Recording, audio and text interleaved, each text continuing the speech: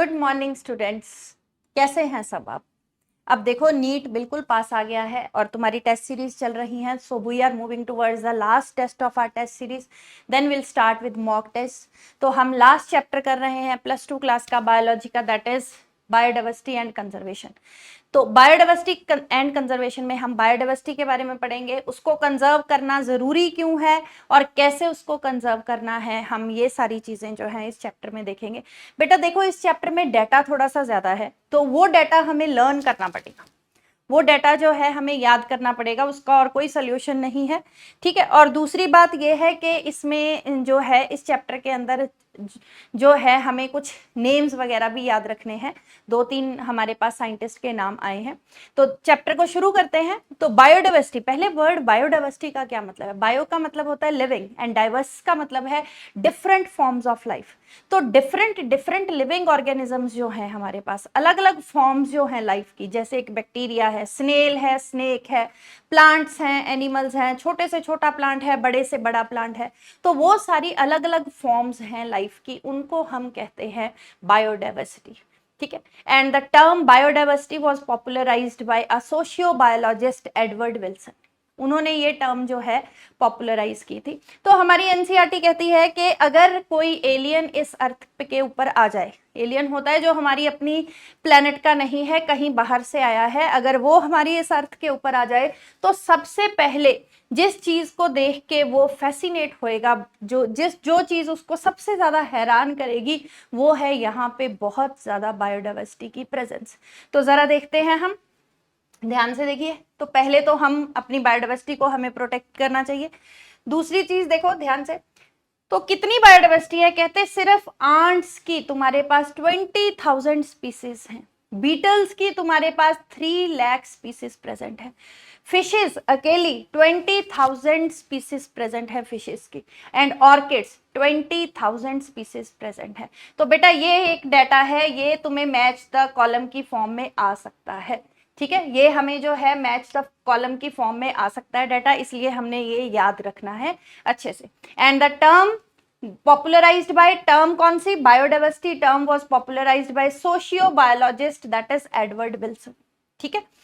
तो आगे चलते हैं, आगे देखते हैं हमने इसमें क्या वो करना है, ध्यान से देखिए। अब उन्होंने बताया है कि बायोडाइवर्सिटी की डेफिनेशन क्या है। डेफिनेशन को देखते हुए हम क्या बताएंगे, देखो हमारे अंदर सेल्स हैं, सेल्स के अंदर डिफरेंट मैक्रोमोलिक्यूल्स हैं। क्या हर एक सेल के अंदर मैक्रोमोलिक्यूल्स सेम है? नहीं। तो वो भी क्या है? डाइवर्सिटी है। ठीक है। फिर हमारे अंदर जीन्स हैं। ठीक है। क्या हम सबके अंदर विद इन द स्पीसीज हमारी जीन्स सेम है? नहीं, वो भी नहीं है। फिर हमारे पास जीन्स के बाद अगर हम इस पूरी अर्थ के ऊपर स्पीसीज देखें, क्या हम एक ही स्पीसीज रहती है? नहीं, there are n number of species living on this planet earth. ठीक है। तो अगर हम देखें तो हम डाइवर्सिटी को बहुत सारे लेवल्स के ऊपर स्टडी कर सकते हैं। Macromolecules that are present within the cell, then हमारी genes, then different species, then different ecosystems, then हमारे पास आती हैं different biomes. What is a biome? Biome एक वो पर्टिकुलर एरिया होता है जिसकी एक डिफाइंड ज्योग्राफिकल बाउंड्री होती है, उसके अंदर एक particular flora, particular fauna, particular plants मिलेंगे, पर्टिकुलर एनिमल्स मिलेंगे, और एक उसका पर्टिकुलर टेम्परेचर और प्रेसिपिटेशन होएगा जो वो रिसीव करेगा। ठीक है। ऐसे एरिया को that is defined by a particular boundary, उसकी बाउंड्री होएगी, particular flora, fauna, temperature and precipitation receive करेगा, उसको हम नाम देते हैं बायोम का। तो हमारे पास बायोम्स भी बहुत सारी है। तो इन सारे लेवल्स के ऊपर हम बायोडाइवर्सिटी को स्टडी कर सकते हैं। लेकिन क्योंकि हम इकोलॉजी पढ़ रहे हैं, इकोलॉजी की बेसिक यूनिट हमारे पास क्या है? ऑर्गेनिज्म। तो ऑर्गेनिज्म, एक जैसे ऑर्गेनिजम्स का group that can produce a fertile offspring, उसको कहते हैं स्पीसीज। तो हमारे पास जो इंपॉर्टेंट लेवल्स जिनको हम डिस्कस करेंगे, that is the species level, genetic level and ecosystem level biodiversity. ये वाले 3 लेवल्स हमने जो है स्टडी करने हैं बायोडाइवर्सिटी के। तो सबसे पहले जो है हमारे पास दैट इज द, ये देखिए, that is within the genes diversity, genetic diversity, within the species it is called as species diversity, different species दिखाई हुई हैं तुम्हें। then within the ecosystems हमारे पास क्या आ जाती है? ecological और ecosystem biodiversity। ओके देखो सबसे पहले हम जेनेटिक की बात करते हैं। देखो अगर हम एक पर्टिकुलर स्पीसीज की बात करें, हम अपनी बात करते हैं, हमारे अंदर आंखों का कलर, ठीक है, अलग अलग जीन्स डिसाइड करती हैं, ठीक है। आंखों का कलर क्या होएगा, बाल किसी के स्ट्रेट हैं, किसी के बाल कर्ली हैं, ठीक है, ये सारा जीन्स डिसाइड करती है। And different forms of a gene are called as alleles. तो अगर हम एक ही स्पीसीज की सारी जीन्स, उनकी अलील्स और उनके क्रोमोसोम्स के बीच में डिफरेंसेस को इकट्ठा कर ले, that will constitute the genetic diversity. वो क्या बन जाती है, हमारे पास जेनेटिक डाइवर्सिटी बन जाती है। तो alleles, genes, chromosome structure among the individuals of a population, तो उसको हम क्या कहते हैं, जेनेटिक डाइवर्सिटी का नाम देते हैं। अब एनसीईआरटी हमारी क्या एग्जांपल देती है, एनसीईआरटी कहती है कि एक प्लांट है, वो हिमालयंस की डिफरेंट डिफरेंट रेंजेस के ऊपर मिलता है। प्लांट का नाम है रॉवोल्फिया वोमिटोरिया, ठीक है। प्लांट जो है हिमालय की डिफरेंट डिफरेंट रेंजेस के ऊपर मिलता है। उससे हमें एक केमिकल मिलता है, केमिकल का नाम है रेसरपिन, और उस केमिकल को हम ब्लड प्रेशर को ट्रीट करने के लिए यूज करते हैं। अब जो इस रेंज पे प्लांट मिल रहा है, उसमें से केमिकल की अमाउंट कितनी मिलेगी और कितना केमिकल ट्रीटमेंट के लिए यूज होएगा, वो चीज डिफरेंट है, वो वेरी करती है from the plant found in this region. And again ये चीज दोनों की वेरी करेगी from the plant found in this region. मतलब कहने का कि अलग अलग रेंजेस के ऊपर जो प्लांट हमें मिल रहा है, सेम प्लांट है, अलग अलग रेंजेस के अंदर जो मिल रहा है, उसके अंदर रेसरपिन की काम करने की capacity, that is potential, potency, and reserpine की अमाउंट, दैट इज कंसंट्रेशन, वो वेरी करती है। तो क्यों वेरी करेगी, जब प्लांट सेम है, प्लांट की स्पीसीज सेम है, क्योंकि उसके अंदर जीन्स की डिफरेंट फॉर्म्स प्रेजेंट है, उनके अंदर जेनेटिक डाइवर्सिटी प्रेजेंट है। समझ आई बात, ठीक है। तो जेनेटिक डाइवर्सिटी की एनसीईआरटी हमें क्या एग्जांपल देती है, रॉवोल्फिया वोमिटोरिया डिफरेंट हिमालयन रेंजेस के अंदर ग्रो करता है, उसके अंदर जो केमिकल मिलता है, उसकी पोटेंसी, काम करने का पोटेंशियल, और उसकी अमाउंट जो मिलेगी वो वेरी करती है at different Himalayan ranges. Although plant हमारे पास सेम है, ठीक है, स्पीसीज सेम है, तो हमारे पास ऐसे ही 50,000 हमारे पास स्ट्रेन्स है राइस की, और हमारे पास 1000 वैरायटीज किसकी प्रेजेंट है, हमारे पास मैंगो की। तो आजकल मैंगो एंजॉय कर रहे हैं हम, तो हमारे पास कितनी वैरायटीज हैं उसकी, हमारे पास 1000 वैरायटीज है मैंगो की। तो ये भी हमारे पास किस में आएगा, जेनेटिक डाइवर्सिटी में। नेक्स्ट देखते हैं जी। उसके बाद अगली डाइवर्सिटी हमारे पास आती है स्पीसीज डाइवर्सिटी। देखो बेटा, स्पीसीज डाइवर्सिटी क्या होती है, जब हमने देखना है किसी पर्टिकुलर एरिया में कितनी स्पीसीज हैं, कितनी अलग अलग स्पीसीज हैं, उसको जब हम काउंट करेंगे तो उसको कहते हैं species diversity of that particular area, ठीक है। तो इसको काउंट करने के लिए हमें दो चीजें देखनी पड़ती हैं, species richness and species evenness. Richness का मतलब है ज्यादा number of species, more the number of species more will be the richness. And evenness का मतलब क्या है, abundance of that particular species, उस पर्टिकुलर स्पीसीज का नंबर कितना है, that is called as abundance of the species, और you can say evenness. इन दोनों की जब हम प्रोडक्ट निकाल लेंगे, स्पीसीज इवननेस और स्पीसीज रिचनेस, उनकी जब हम प्रोडक्ट निकाल लेंगे तो हमारे पास क्या आती है, स्पीसीज डाइवर्सिटी। ये तुम्हें अगली स्लाइड में बिल्कुल क्लियर हो जाएगा। देखो जरा ध्यान से, ये हमारे पास दो एरियाज दिए हुए हैं। एक एरिया हमारे पास ये है ए, एक एरिया हमारे पास ये है ए, दूसरा एरिया हमारे पास ये है बी।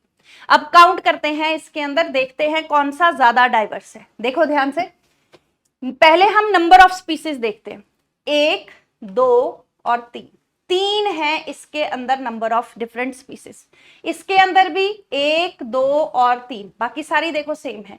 तो इसके अंदर भी हमारे पास number of species, different species कितनी है, सेम। अगर हम बताएंगे कि इनके अंदर रिचनेस किस में है, तो हम बताएंगे कि दोनों इक्वली रिच हैं, क्योंकि दोनों के अंदर नंबर ऑफ स्पीसीज क्या है हमारे पास, सेम।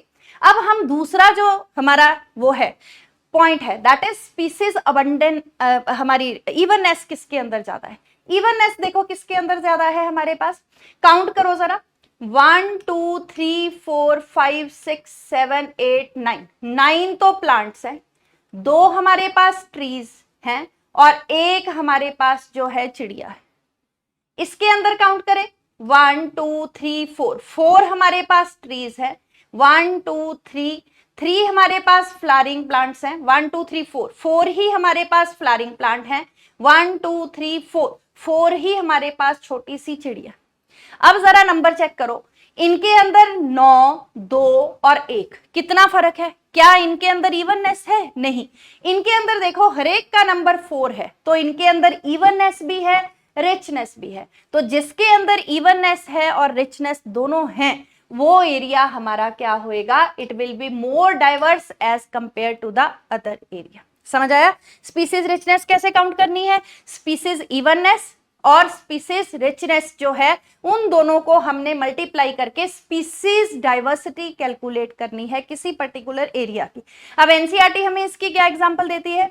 एनसीईआरटी कहती है कि इंडिया के अंदर एक वेस्टर्न घाट्स हैं, एक हमारे पास ईस्टर्न घाट्स हैं, लेकिन जो वेस्टर्न घाट्स हैं उनके अंदर हमारे पास एमिफीबियन की जो स्पीसीज डाइवर्सिटी है वो हमारे पास ज्यादा है as compare to the eastern Ghats. Region भी बेटा, इधर वाले एरिया में बारिशें ज्यादा होती हैं, बारिशें ज्यादा होती हैं तो फ्रेश वाटर के सोर्सेज यहाँ पे ज्यादा है, तो फ्रेश वाटर के सोर्सेज ज्यादा है, तो एमिफीबियन को रहने के लिए क्या चाहिए? Fresh water. इसीलिए एमिफीबियन की बायोडाइवर्सिटी इधर ज्यादा है, स्पीसीज डाइवर्सिटी ईस्टर्न घाट्स पे कम है। तो एनसीईआरटी हमें ये एग्जांपल देती है स्पीसीज डाइवर्सिटी की। आई होप कि स्पीसीज डाइवर्सिटी को कैसे कैलकुलेट करना है तुम्हें क्लियर होएगा। Next, third level of diversity हमारे पास कौन सा आता है? दैट इज इकोलॉजिकल और इकोसिस्टम डाइवर्सिटी। देखो अब हमारे पास क्या है, एक हम इंडिया की बात करते हैं। इंडिया के अंदर देखो क्या है, इंडिया के अंदर तुम्हें राजस्थान साइड की तरफ डेजर्ट्स भी मिलेंगे, that is a different biome, ठीक है। फिर तुम्हें ट्रॉपिकल रेन फॉरेस्ट भी मिलेंगे, ठीक है। फिर टेम्परेट फॉरेस्ट हैं, कॉनिफेरस फॉरेस्ट हैं, देन हमें एस्चुरीज भी मिलेंगी। एस्चुरीज होती हैं जहां पे हमारा फ्रेश वाटर और हमारा जो है मेरीन वाटर दोनों आके मिलते हैं, उनको हम नाम देते हैं एस्चुरीज का, ठीक है। देन तुम्हें डेजर्ट्स मिलेंगी, देन तुम्हें एल्पाइन मीडोज मिलेंगे, वेटलैंड्स मिलेंगे, ये सारा कुछ मिलेगा। इंडिया को अगर हम किसी स्कैंडिनेवियन कंट्री जैसे नॉर्वे, स्वीडन, बेटा ये एक पर्टिकुलर ग्रुप ऑफ कंट्रीज हैं जहां पे हमारे पास क्या होता है, कल्चरल और लिंग्विस्टिक, इनका जो है लिंग्विस्टिक मतलब लैंग्वेज को लेके और कल्चर को लेके ये एक सेपरेट मतलब एक ग्रुप बनाती है कंट्रीज, उन्हीं को कहते हैं स्कैंडिनेवियन, और कोई इस वर्ड में कोई खास बड़ी बात नहीं है, ठीक है। तो नॉर्वे, स्वीडन को अगर हम कंपेयर करें, उनके अंदर इतने इकोसिस्टम्स नहीं है क्योंकि ये ट्रॉपिकल एरिया के पास नहीं है। इंडिया का ज्यादातर लैंड एरिया ट्रॉपिकल रीजन में पड़ता है, जिसकी वजह से बायोडाइवर्सिटी ज्यादा है, इकोसिस्टम ज्यादा है, बायोम्स ज्यादा है। लेकिन इनका जो ये एरिया है ये ट्रॉपिकल से काफी दूर ऊपर की तरफ पड़ता है, इसीलिए यहाँ पे इकोलॉजिकल बायोडाइवर्सिटी ज्यादा नहीं है। समझ आई बात? ठीक है। तो इकोलॉजिकल बायोडाइवर्सिटी बेटा आगे हम 3 तरीके की पढ़ते हैं। एक होती है अल्फा, दूसरी होती है बीटा, तीसरी होती है गामा। देखो ध्यान से, अल्फा होती है विद इन इकोसिस्टम, इकोसिस्टम एक ले लेते हैं, उसके अंदर डाइवर्सिटी देखेंगे तो अल्फा, बिटवीन द इकोसिस्टम्स देखेंगे तो दैट विल बी बीटा, अगर 2 इकोसिस्टम्स के बीच में देख रहे हैं तो beta. Then over the whole geographical area देखेंगे तो हमारे पास कौन सी आएगी, that is the gamma diversity, ठीक है। देखो इसको कैलकुलेट कैसे करना है, कैसे हमने निकालना है, इसको ध्यान से देखो। ये हमने बनाया है, पहला हमारे पास रीजन जो है साइट ए, इसके अंदर अल्फा डाइवर्सिटी काउंट करेंगे। ये एक इकोसिस्टम है, ये दूसरा इकोसिस्टम है, ये हमारे पास थर्ड इकोसिस्टम है। ध्यान से देखो, इसमें एक ट्री है, बटरफ्लाई है, फ्लावरिंग प्लांट है और एक हमारे पास छोटी सी चिड़िया। तो हमारे पास इसकी विद इन इकोसिस्टम डाइवर्सिटी कितनी है, 4। तो अल्फा डाइवर्सिटी कितनी हो गई, 4।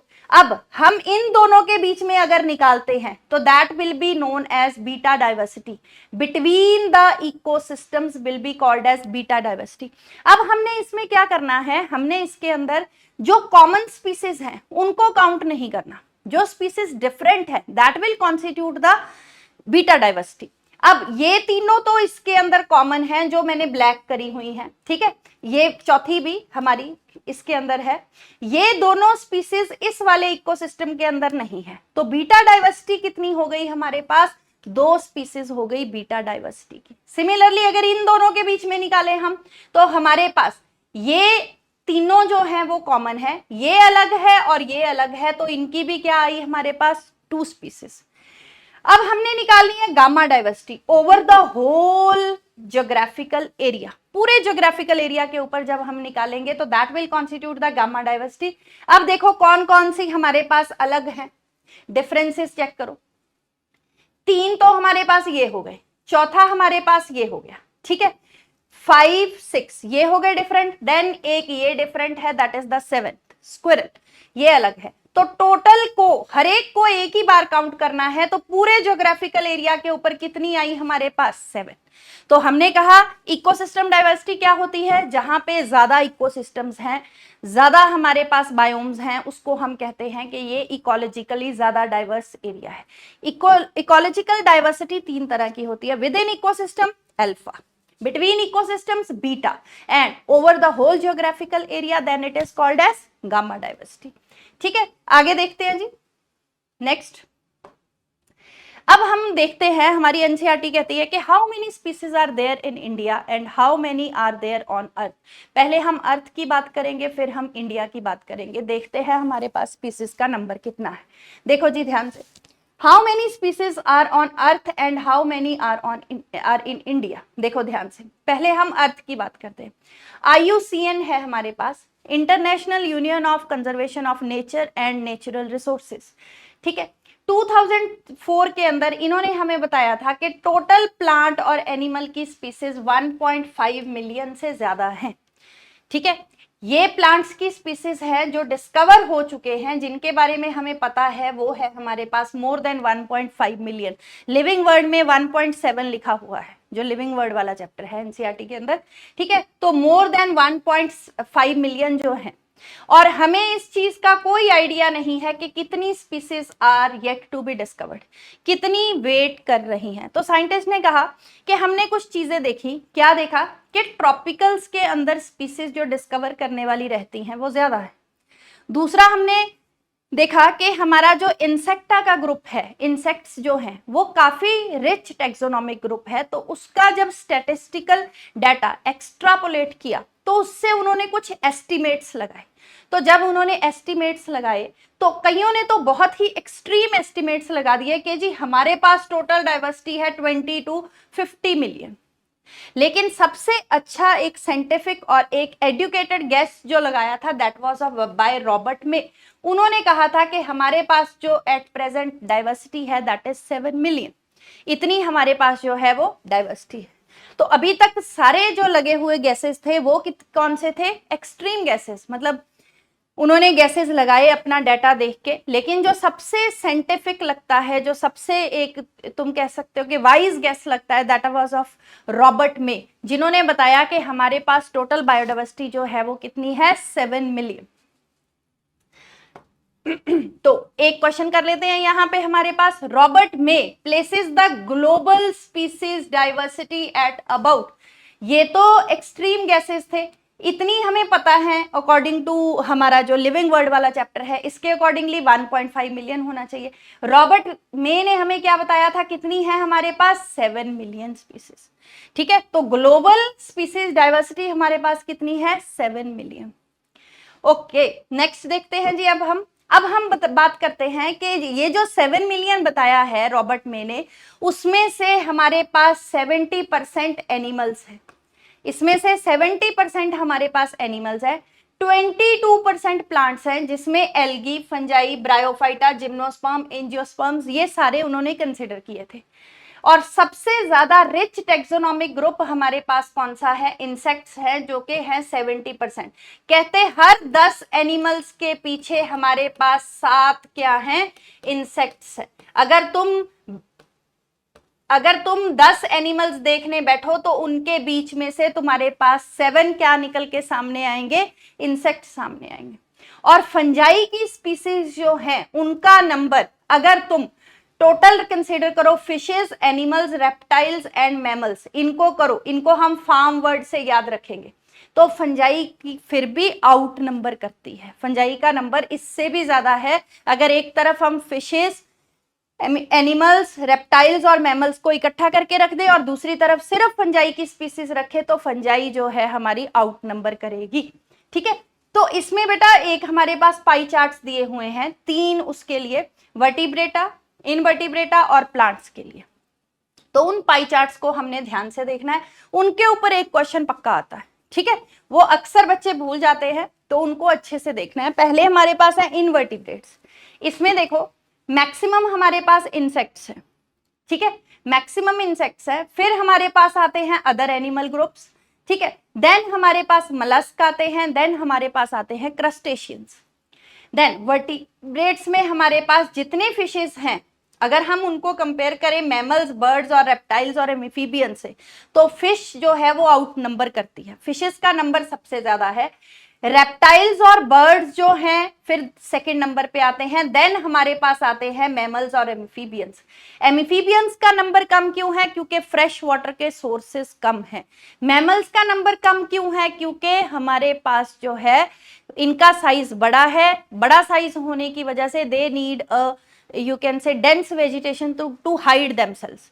तो अगर डेंस वेजिटेशन नहीं मिलती तो easily they are located by their predators, that's why, ठीक है। देन प्लांट्स की अगर हम बात करें तो प्लांट्स के अंदर हमारे पास जो है फंजाई को भी रखा हुआ है और हमारे पास एंजियोस्पर्म्स का नंबर जो है वो ज्यादा है। यहाँ पे हमारे पास फिर एल्गी आती है, देन हमारे पास आती हैं मॉसेस, देन हमारे पास आती हैं फर्न्स और एलाइज, फिर हमारे पास है लाइकन्स। तो बेटा इनको ऐसे ही याद रखना है। मैंने पहले भी कहा है चैप्टर स्टार्ट करने से पहले डाटा ज्यादा है, लर्निंग वाला पोर्शन इस चैप्टर में ज्यादा है, तो इनको याद रखना है। अब इसी के बेसिस के ऊपर हम एक क्वेश्चन करते हैं, देखो जरा ध्यान से। Given below is the representation of the extent of global diversity of invertebrates, what groups the four portions A to D represent respectively. अभी हम करके हटे हैं, देखो जी, ए हमारा जो है that is the insects, A जो है हमारे पास क्या है, that is the insects. Yes, B बताइए जी, बी हमारे पास क्या है, बी हमारे पास आ गए हैं मोलस्क। देन हमारे पास सी क्या है, सी हमारे पास थे क्रस्टेशियंस।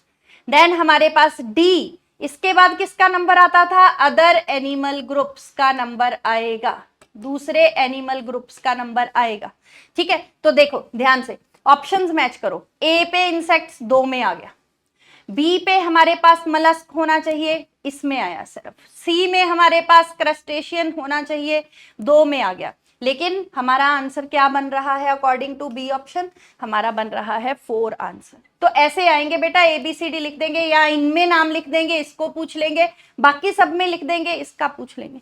तो तुम्हें अच्छे से ये वाला पाई चार्ट तीनों बिल्कुल बाय हार्ट याद होने चाहिए।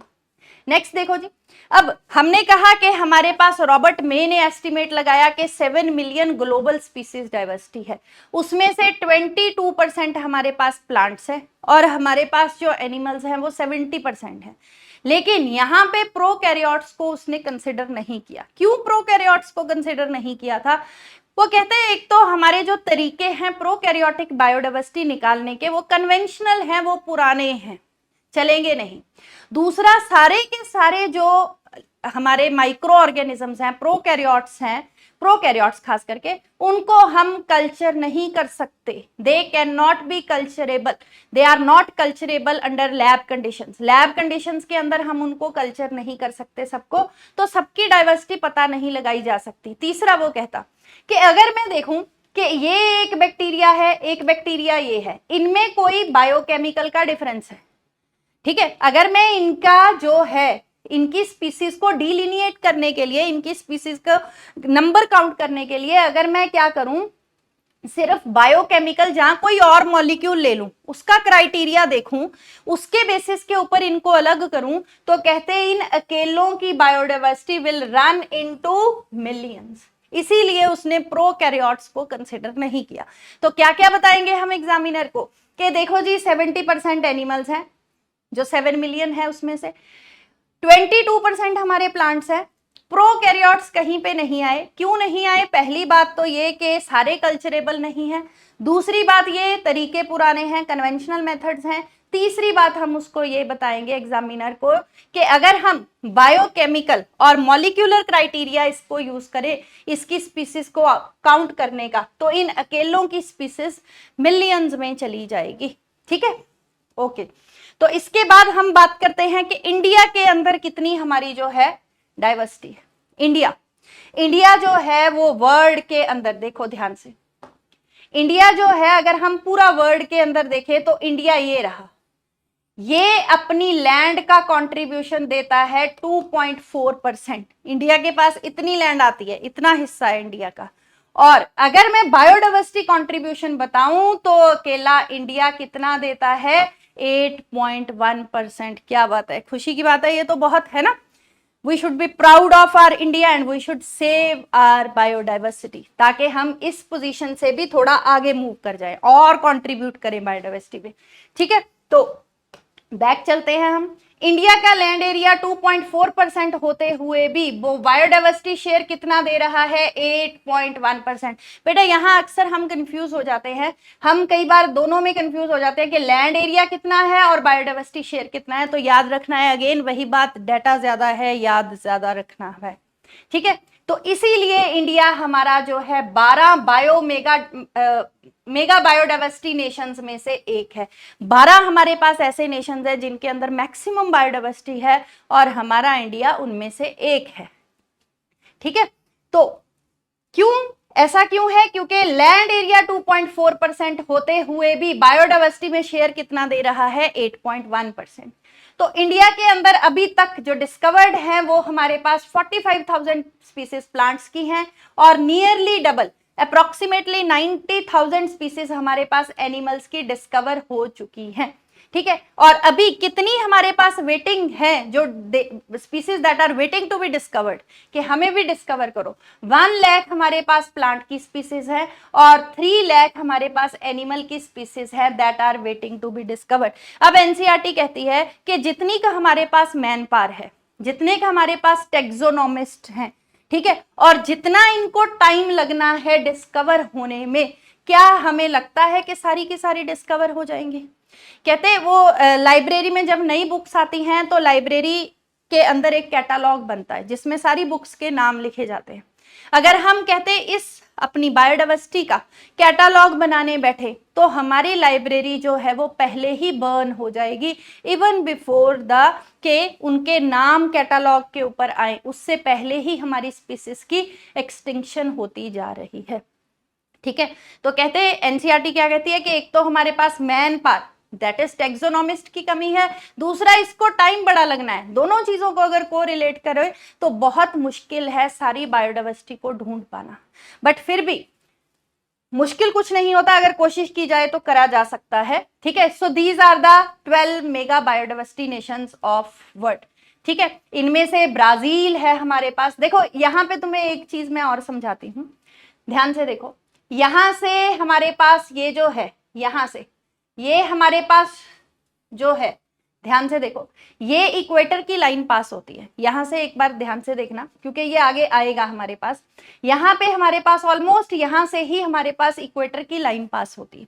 ठीक है, तो इक्वेटर जो है हमारा वो सेंटर पे है। देखो अगर मैं बनाऊं ध्यान से तो ये हमारा सेंटर पे है। ठीक है, जो सेंटर के आसपास का एरिया है इतना, इसको हम कहते हैं ट्रॉपिकल एरिया।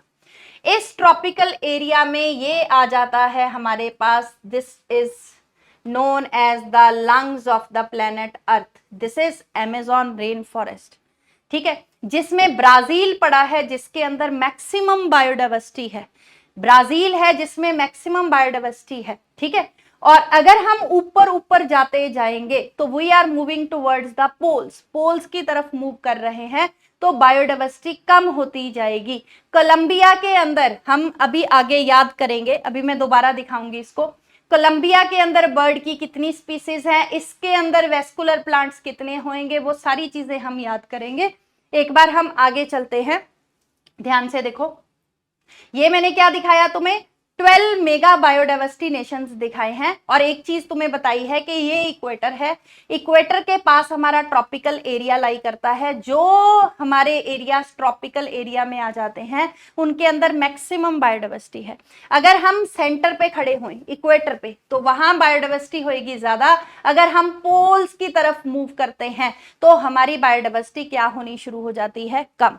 सिमिलरली अगर हम किसी प्लेन एरिया के ऊपर खड़े हैं तो बायोडाइवर्सिटी होती है ज्यादा, लेकिन अगर किसी माउंटेन टॉप की तरफ जाना शुरू करते हैं तो हमारी बायोडाइवर्सिटी होनी शुरू हो जाती है कम। ये हम करेंगे अभी पैटर्न्स ऑफ बायोडाइवर्सिटी, उसमें करेंगे।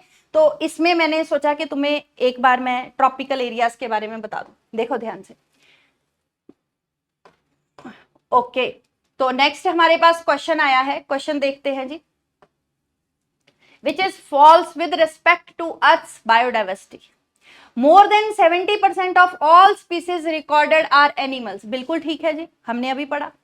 हमने बतानी है फॉल्स स्टेटमेंट। ध्यान से देखो, plant comprise no more than 22% of the total. अभी हमने बात करी कि यस 22% है प्लांट्स हमारे पास। About 50% of all species recorded are animals. नहीं, ये नहीं है। India share of global species diversity is 8.1%, land area is 2.4%। ठीक है, तो ये हमारी गलत हो गई। ठीक है, सी और डी दोनों गलत हैं, हमने उनको गलत ही बतानी थी, तो आंसर आएगा हमारे पास 2। नेक्स्ट देखो जी, नेक्स्ट हमारे पास वही जो अभी हम डिस्कस कर रहे थे, that is patterns of biodiversity. Biodiversity कौन सा पैटर्न फॉलो करती है? तो पहला पैटर्न हम इसमें, ये बेटा बड़ा इंपॉर्टेंट टॉपिक है, इसमें हमारे पास डेटा भी है और इसमें हमारे पास कुछ चीजें समझने वाली भी हैं। देखो, इसमें से 2-3 क्वेश्चन तैयार होते हैं। पहला, पैटर्न्स ऑफ बायोडाइवर्सिटी में क्या क्या बायोडाइवर्सिटी पैटर्न फॉलो करेगी? पहला है लैटिट्यूडिनल ग्रेडियंट। देखो ध्यान से, हमने ये बनाया हमारे पास अर्थ, ठीक है, ये हमने सेंटर से लाइन पास करी इक्वेटर, ठीक है, और इक्वेटर के आसपास जो एरिया है हमारे पास, ये हमारे पास आ गया सारा ट्रॉपिकल एरिया। ये हमारे पास 23.5 डिग्री हमारे पास है नॉर्थ और ये हमारे पास है 23.5 डिग्री साउथ। अब वो हमें क्या कहता है कि कोलंबिया, अभी मैंने तुम्हें कोलंबिया की लोकेशन दिखाई थी, उसके अंदर 1400 बर्ड्स की स्पीसीज है। न्यूयॉर्क कोलंबिया से ऊपर की तरफ पोल्स की साइड जाना शुरू हो जाएगा तो स्पीसीज डाइवर्सिटी कम हो गई, बर्ड्स की स्पीसीज 105 रह गई। ग्रीनलैंड उससे भी ऊपर की तरफ आएगा तो सिर्फ कितनी रह गई? 56 स्पीसीज रह गई। इंडिया जिसका मैक्सिमम एरिया ट्रॉपिकल रीजन में लाई करता है, उसके पास 1200 स्पीसीज हैं बर्ड्स की, 1200 स्पीसीज हैं बर्ड्स की। एक बार पीछे की तरफ चलते हैं, देखो ध्यान से, ये हमने बनाया था क्या? दैट इज द, क्या कहते हैं, इक्वेटर। इसके आसपास वाला एरिया हमने कहा ट्रॉपिकल एरिया है। ये रहा हमारे पास कोलंबिया जिसके अंदर हमने कहा 1400 स्पीसीज हैं बर्ड्स की, और ये रहा हमारा इंडिया जिसका मैक्सिमम एरिया ट्रॉपिकल एरिया में ही लाई करता है, उसके पास भी कितनी आ गई है? 1200 हमारी बर्ड्स की स्पीसीज है। और न्यूयॉर्क और ग्रीनलैंड इधर की तरफ आएंगे यहां, ठीक है, तो वहां पे हमारे पास स्पीसीज डाइवर्सिटी जो है बर्ड्स की वो कम हो जाती है। ये हमें ग्रेडियंट बताता है कि जब हम सेंटर पे खड़े हैं बायोडाइवर्सिटी ज्यादा है, पोल्स की तरफ मूव करेंगे बायोडाइवर्सिटी कम होगी। अगर हम प्लेन एरिया पे खड़े हैं बायोडाइवर्सिटी ज्यादा है, माउंटेन की टॉप की तरफ जाना शुरू करेंगे बायोडाइवर्सिटी कम होती जाएगी। ठीक है, तो ये हमारे पास क्या है? That is the latitudinal gradient. एक उसने टेम्परेट फॉरेस्ट का एरिया और इक्वेटर जो मैंने इधर दिखाया था तुम्हें, उसका एरिया कंपेयर करके बताया हुआ है कि उसके अंदर ज्यादा नंबर ऑफ वेस्कुलर प्लांट्स होंगे। तो एनसीईआरटी की लाइंस ध्यान से पढ़ो बेटा, अच्छे से उसको देखो। ये देखो, this is Amazon rain forest, ध्यान से देखो, अमेज़न रेन फॉरेस्ट के अंदर ये रहा ब्राजील मैक्सिमम बायोडाइवर्सिटी, ये रहा वो जिसका एरिया उसने कंपेयर किया है विद द टेम्परेट फॉरेस्ट के साथ, और ये रहा हमारा कोलंबिया जिसमें हमने अभी पढ़ा 1400 स्पीसीज किसकी हैं हमारे पास? बर्ड्स की हैं। ठीक है, तो ये हमारे पास कोलंबिया है, 1400 स्पीसीज हमारे पास बर्ड्स की है। ये ब्राजील मैक्सिमम बायोडाइवर्सिटी, और ये सारा हमारे पास क्या है? That is the Amazon rainforest that are called as the lungs of the planet Earth, क्योंकि यहाँ पे मैक्सिमम बायोडाइवर्सिटी है। ठीक है, नेक्स्ट देखते हैं जी। तो हमारे पास पैटर्न्स ऑफ बायोडाइवर्सिटी के बाद हमें डेटा दिया हुआ है अमेजोनियन फॉरेस्ट इन साउथ अमेरिका का। उसमें हमारे पास इनवर्टिब्रेट्स है 1,25,000, प्लांट्स की स्पीसीज है 40,000, फिशेस हैं हमारे पास 3,000, बर्ड्स हैं 1300, मैमल्स हैं 427, एम्फीबियंस 427, रेप्टाइल्स जो हैं वो हैं 378। अब यहाँ पे नंबर ऑफ एम्फीबियंस क्या हो गए ज्यादा, क्योंकि यहाँ पे डाइवर्सिटी ज्यादा है, बारिशें ज्यादा है, फ्रेश वाटर ज्यादा है, तो नंबर ऑफ एम्फीबियंस की डाइवर्सिटी भी यहाँ पे ज्यादा है। रेप्टाइल्स ज्यादातर बेटा डेजर्ट्स के अंदर हमें मिलते हैं, इसलिए रेप्टाइल्स का अमाउंट यहाँ पे हमें जो है नंबर ऑफ स्पीसीज डाइवर्सिटी थोड़ी कम मिलेगी। Again this data can come as match the column, fill ups की फॉर्म में आ सकता है, तो प्लीज इसको लर्न करना है अच्छे से। उसके बाद हमारे पास एक क्वेश्चन बड़ा अच्छा और बड़ी बार आता है कि ऐसा क्यों है कि ट्रॉपिक्स के अंदर जो बायोडाइवर्सिटी है वो ज्यादा है, टेम्परेट के अंदर बायोडाइवर्सिटी कम है। इसके 3-4 कारण जो हैं हमारी एनसीईआरटी हमें बताती है। पहला रीजन क्या बताती है, कहते जो स्पीसीज का बनना है ना, स्पीसिएशन है, that is a function of time. ऐसा नहीं है बेटा कि आज स्पीसीज कोई बननी शुरू हुई, बस 10 दिन के अंदर वो बन के तैयार हो जाएगी। उसको बहुत साल चाहिए, मिलियंस ऑफ ईयर्स चाहिए, जो कि अनडिस्टर्ब्ड होने चाहिए। वहां पे कोई भी किसी भी तरीके की कोई डिस्टर्बेंस नहीं चाहिए। अगर उसको इतना टाइम मिल जाता है अनडिस्टर्ब्ड, ठीक है, तो एक नई स्पीसीज हमारे पास जो है वो तैयार हो जाती है। लेकिन अगर कोई बीच में डिस्टर्बेंस आ गई है, बीच में कोई तुम कह लो कि कोई ग्लेशिएशन हो गई है, कोई वॉल्केनिक इरप्शन हो गई है, कुछ भी हो गया, तो वहां पे उस स्पीसीज का लॉस हो जाता है, तो फिर वहां पे नई स्पीसीज डेवलप नहीं होती।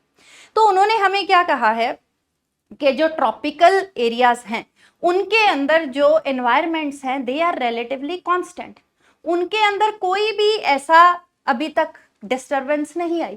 लेकिन जो टेम्परेट एरियाज हैं वहां पे बड़ी फ्रीक्वेंट ग्लेशिएशंस हुई हैं, वहां पे ग्लेशियर्स जो हैं उनकी ग्लेशिएशन होने की वजह से वहां पे डिस्टरबेंस आई है, जिसकी वजह से ट्रॉपिक्स के अंदर हमारी स्पीसीज डाइवर्सिटी ज्यादा है एज कंपेयर टू टेम्परेट।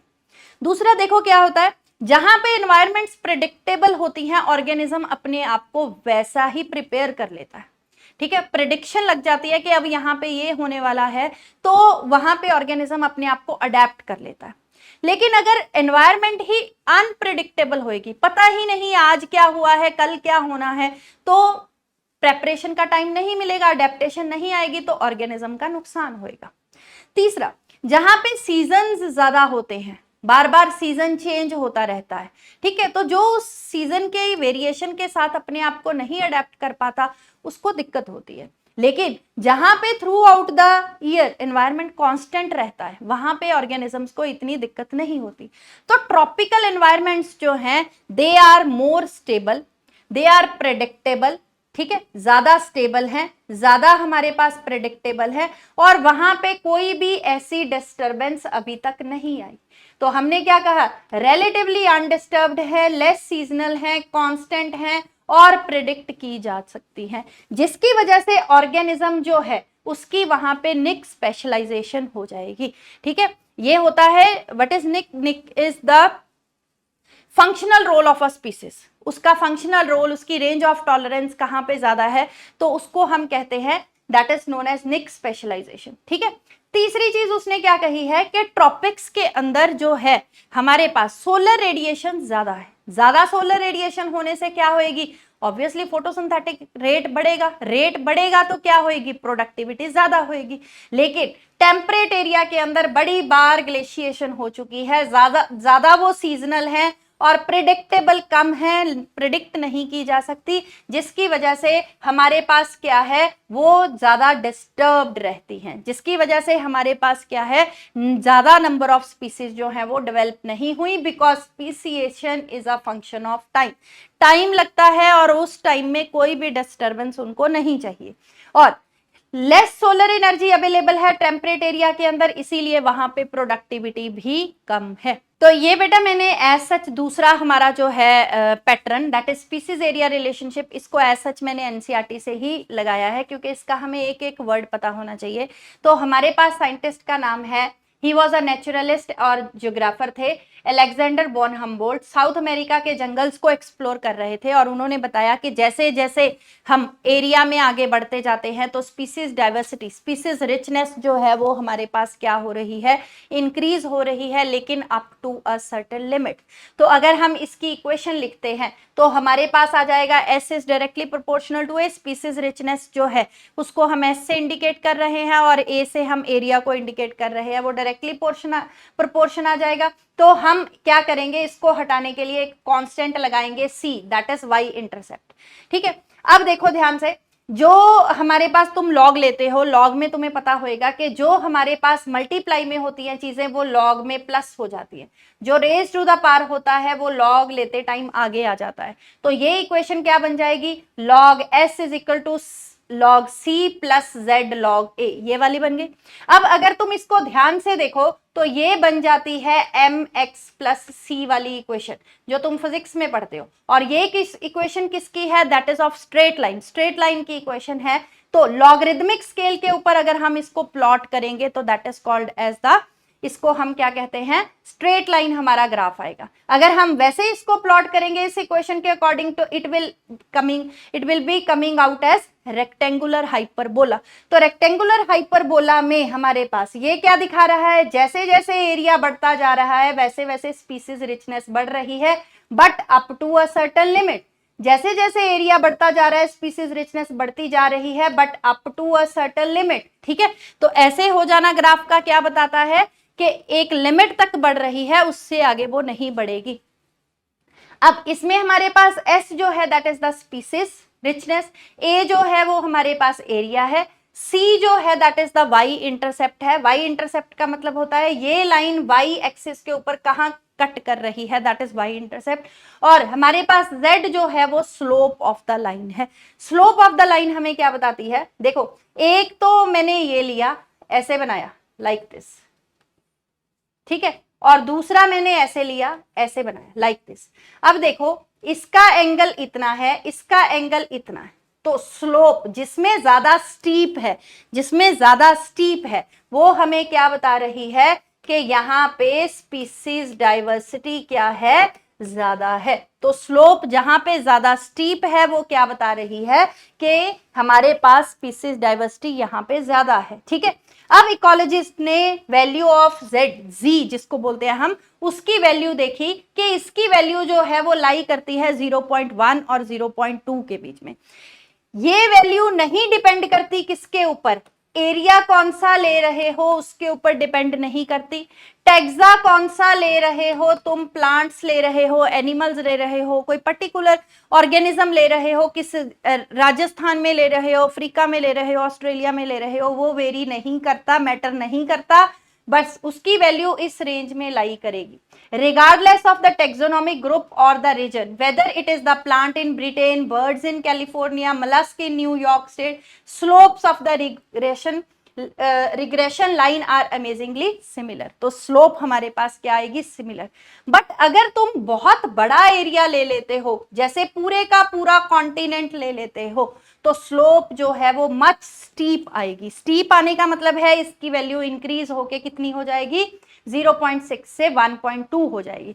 तो स्टीप स्लोप का मतलब है अब स्पीसीज डाइवर्सिटी इंक्रीज कर गई। फ्रूगीवोरस जो हमारे फ्रूट एटिंग बर्ड्स और मैमल्स हैं, ट्रॉपिकल फॉरेस्ट के अंदर तो वैसे ही डाइवर्सिटी बहुत ज्यादा है, ट्रॉपिकल फॉरेस्ट का एरिया भी बहुत ज्यादा है और फ्रूट ईटिंग बर्ड्स और मैमल्स का नंबर वैसे ही ज्यादा है, इसीलिए उनकी अलग अलग कॉन्टिनेंट्स के अंदर अगर हमने स्लोप देखी तो it was found out to be 1.15। तो स्टीपर स्लोप का मतलब क्या है, more steeper the slope is, more is the biodiversity. ठीक है, तो ये हमने याद रखना है। साइंटिस्ट का नाम अलेक्जेंडर वॉन हम्बोल्ट, जगह का नाम साउथ अमेरिकन जंगल्स, कौन थे वो, जर्मन नेचुरलिस्ट और जियोग्राफर थे। ठीक है, स्ट्रेट लाइन कब आएगी, जब हम लॉगरिदमिक स्केल के ऊपर लेंगे, और रेक्टेंगुलर हाइपरबोला कब आएगा, जब हम उसको नॉर्मली प्लॉट करेंगे। ठीक है, इधर हमने लेनी है स्पीसीज रिचनेस, इधर हमने लेना है एरिया। ठीक है, और S क्या है, स्पीसीज रिचनेस, A हमारा एरिया है, Z slope of the line है जो हमें बताएगी कि जितनी स्टीप स्लोप होएगी उतना ही हमारे पास क्या होएगा, स्पीसीज डाइवर्सिटी ज्यादा होएगी, and C is the Y intercept. ठीक है, और किसी भी एरिया के अंदर किसी भी टेक्सा की वैल्यू फॉल करेगी कहां पे, 0.1 से 0.2 में। बहुत बड़ा एरिया ले लेते हैं एंटायर कॉन्टिनेंट तो वैल्यू इंक्रीज होके 0.6 से 1.2 तक हो जाती है। और अगर फ्रूगीवोरस बर्ड्स और मैमल्स का ले रहे हैं हम कहां पे, ट्रॉपिकल फॉरेस्ट के अंदर, तो वैल्यू हो जाएगी 1.15। ठीक, अब इसके बाद नेक्स्ट देखिए, अब इसके ऊपर हम क्वेश्चन करते हैं। Observe the graph of the species area relationship and choose the incorrect option. तो इनकरेक्ट ऑप्शन देखनी है हमने। This was given by Alexander von Humboldt while exploring South American jungles, बिल्कुल ठीक है। This graph turns out to be rectangular hyperbola, ठीक है। On a logarithmic scale the relationship is a curved line, it is a straight line, it is a straight line described by the equation log s is equal to log c plus z log a। ठीक है, तो हमारे पास जो है ये वाली equation जो हमारी है ये गलत हो गई। This is relationship states that within a region species richness increased with increasing explored area, ये भी हमारी ठीक है with up to a certain limit. लेकिन गलत हमारी कौन सी है, ये स्ट्रेट लाइन आना चाहिए था, कर्व्ड लाइन नहीं आना चाहिए था यहाँ पे।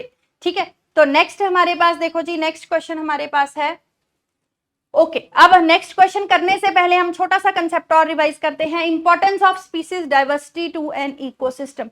क्या है किसी इकोसिस्टम के अंदर स्पीसीज डाइवर्सिटी की इंपॉर्टेंस? देखो, जितनी ज्यादा स्पीसीज डाइवर्सिटी होएगी उतनी ज्यादा हमारे पास क्या होएगी, प्रोडक्टिविटी ज्यादा होएगी। उतनी प्रोडक्टिविटी ज्यादा होएगी हमारे पास जितनी ज्यादा स्पीसीज डाइवर्सिटी है। ठीक है, उतनी बाहर से जो ओकेजनल डिस्टर्बेंसेस आ रही हैं बाहर से, उतनी ही वो उसके लिए क्या होएगी, रेजिलिएंट होएगी, रेजिस्टेंट होएगी। जितनी स्पीसीज डाइवर्सिटी होएगी उसके अंदर उतनी प्रोडक्टिविटी ज्यादा होएगी। Year to year variation in productivity जो है वो कम होएगी। ऐसा हमें किसने बताया था?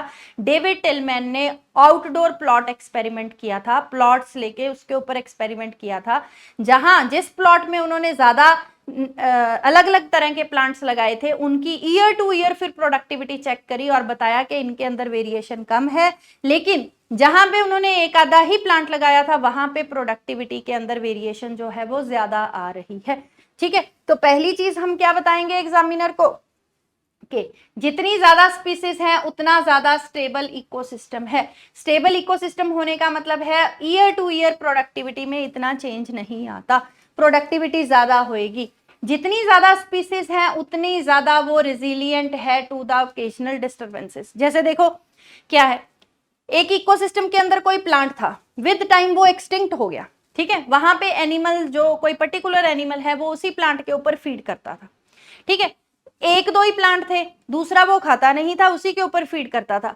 तो अब उसका जो है खाने का सोर्स बिल्कुल खत्म हो गया। अब वो क्या करेगा, दूसरे को वो खाता नहीं है, ये वाला खत्म हो गया, तो क्या होएगी, डिस्टरबेंस होएगी।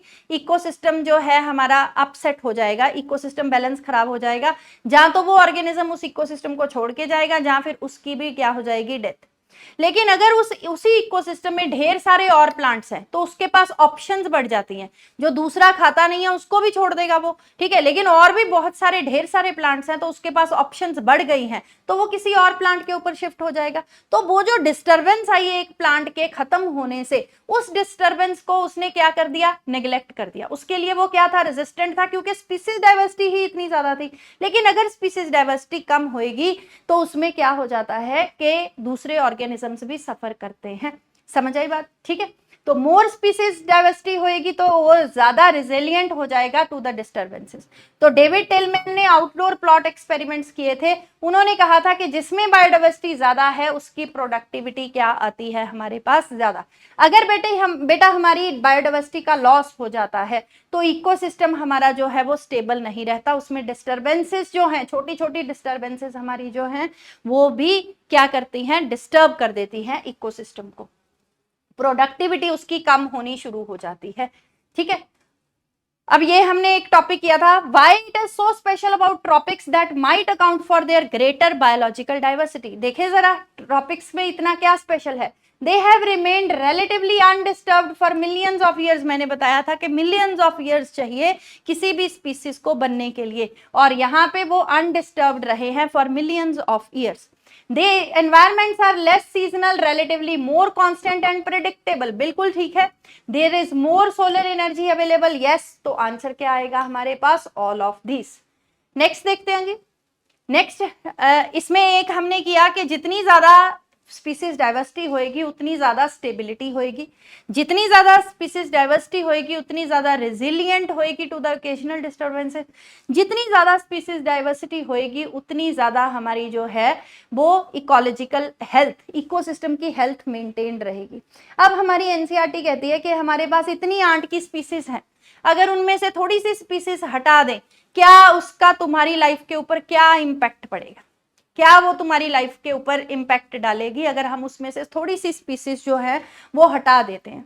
तो एनसीईआरटी कहती है ऐसे क्वेश्चंस को हम एक एनालॉजी, एनालॉजी का मतलब होता है किसी समानता के साथ, किसी चीज के साथ कंपेयर करके हम उसको बता सकते हैं। तो हमारे पास पॉल एलरिच है, ये स्टैनफोर्ड यूनिवर्सिटी के वो हैं, ठीक है। तो पॉल एलरिच जो थे, इन्होंने हमें एक रिबट पॉपर हाइपोथेसिस दिया है, जिसके अंदर इन्होंने इकोसिस्टम को एक एयरप्लेन के साथ कंपेयर किया और इन्होंने कहा है कि हम उस एयरप्लेन में बैठे हैं, हम मतलब ह्यूमन बीइंग्स बैठे हैं। जब हम अपने घर जा रहे हैं तो हम जाते जाते उसके एयरप्लेन के रिबट्स को उसने कंपेयर किया स्पीसीज के साथ, उनको घर ले जा रहे हैं, ठीक है। तो जब हम रिबट्स को घर लेके जा रहे हैं, रिबट्स को घर लेके जाने का मतलब है वो स्पीसीज का हमारी का नुकसान हो रहा है।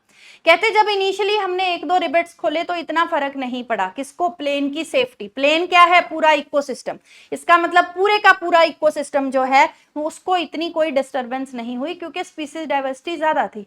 लेकिन जब किसी ने उसके रिबट्स खोले, जो हमारे पीछे वाले वो होते हैं, उसके विंग्स होते हैं, क्योंकि वो हमारा बहुत इंपॉर्टेंट पार्ट प्ले करता है in the safety of the airplane, जब उनके रिबट्स को किसी ने खोलने की कोशिश की और घर ले जाने की कोशिश की तो हम सबकी लाइफ जो है, सेफ्टी जो है वो खतरे में आ गई, क्योंकि वो एक ऐसा रिबट है that hold a very much importance in the ecosystem, in the airplane.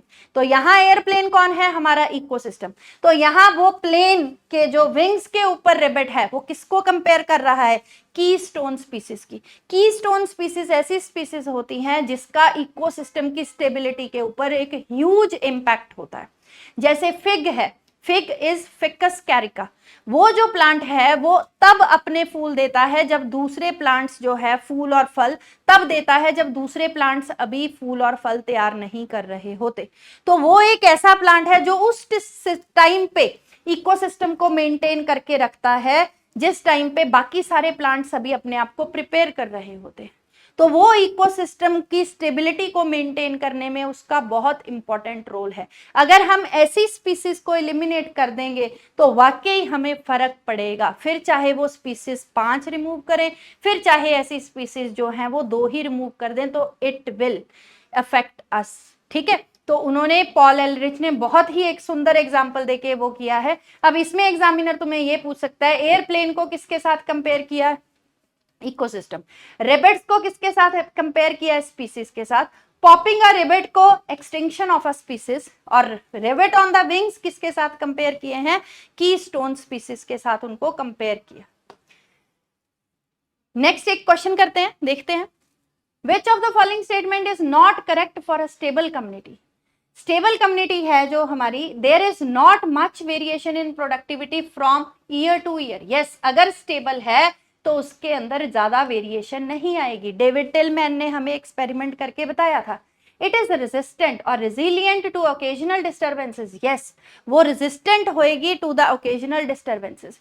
It shows decreased productivity. नहीं, अगर वो हमारी स्टेबल कम्युनिटी है तो उसकी प्रोडक्टिविटी ज्यादा होएगी, कम नहीं होएगी।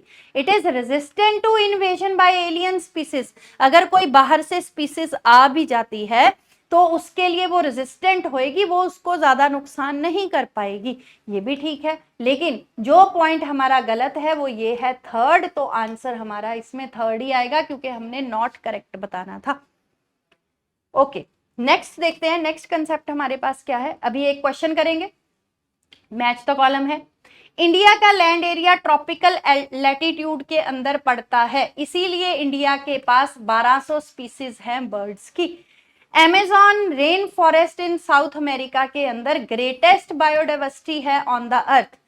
Forest in tropical area like Ecuador, ये मैंने तुम्हें बताया था कि उसने कंपेयर किया हुआ है, 10 times as many species of vascular plants in a temperate region. उसने कहा कि अगर दोनों का एरिया सेम ले लें, एक है ट्रॉपिकल एरिया के अंदर जैसे इक्वेडर के अंदर, एक टेम्परेट के अंदर, तो इस वाले एरिया के अंदर तुम्हें 10 गुना ज्यादा प्लांट मिलेंगे, प्लांट की स्पीसीज मिलेंगी। कौन से प्लांट्स की? वेस्कुलर प्लांट्स की। तो अगर हम मैच करें तो ए के साथ हमारा आ रहा है कौन सा? क्यू। तो ए के साथ हमारा क्यू आ रहा है और बी के साथ हमारा आ रहा है आर, तो हमारा आंसर ये बनेगा 4th। नेक्स्ट देखो जी, अब हम बात करते हैं लॉस ऑफ बायोडाइवर्सिटी की। तो लॉस ऑफ बायोडाइवर्सिटी में उन्होंने क्या किया है, कहा है हमें कि जब से ट्रॉपिकल पैसिफिक आइलैंड्स के ऊपर ह्यूमंस ने रहना शुरू किया है, कॉलोनलाइजेशन करी है ह्यूमंस ने, तब से अब तक वहां पे 2000 नेटिव बर्ड्स की स्पीसीज जो है वो खत्म हो गई हैं। International Union of Conservation of Nature and Natural resources ने बताया है कि पिछले 500 साल में हमारी 784 स्पीसीज खत्म हो चुकी हैं, जिसमें 338 हमारे पास वर्टिब्रेट्स हैं, 359 इनवर्टिब्रेट्स हैं और 87 स्पीसीज किसकी है? हमारे पास प्लांट्स की स्पीसीज हैं। ठीक है, तो इतनी हमारे पास जो है स्पीसीज खत्म हो चुकी हैं लास्ट 500 साल में। और रीसेंट एक्सटिंक्शन हमारे पास कौन सी हैं? डोडो फ्लाइटलेस बर्ड है, वो मॉरिशियस से हमारा एक्सटिंक्ट हो गया। क्वेगा अफ्रीका से एक्सटिंक्ट हो गया है। थाइलासीन ऑस्ट्रेलिया से, स्टेलर सीकाव रशिया से, और 3 सब स्पीसीज है टाइगर की, बाली, जवन एंड कैस्पियन, ये भी हमारी खत्म हो चुकी हैं। ठीक है, ये हमारी सारी की सारी रीसेंट एक्सटिंक्शंस हैं जो हमें याद रखनी है। देन वो कहता है लास्ट के 20 साल में हमारे पास टोटल 27 स्पीसीज खत्म हो चुकी हैं। अभी देखो पीछे, तुमने कहा कि 500 साल में 784 हुई हैं और तुमने कहा कि 27 स्पीसीज सिर्फ 20 साल में खत्म हो गई। रेट चेक करो कितना ज्यादा है।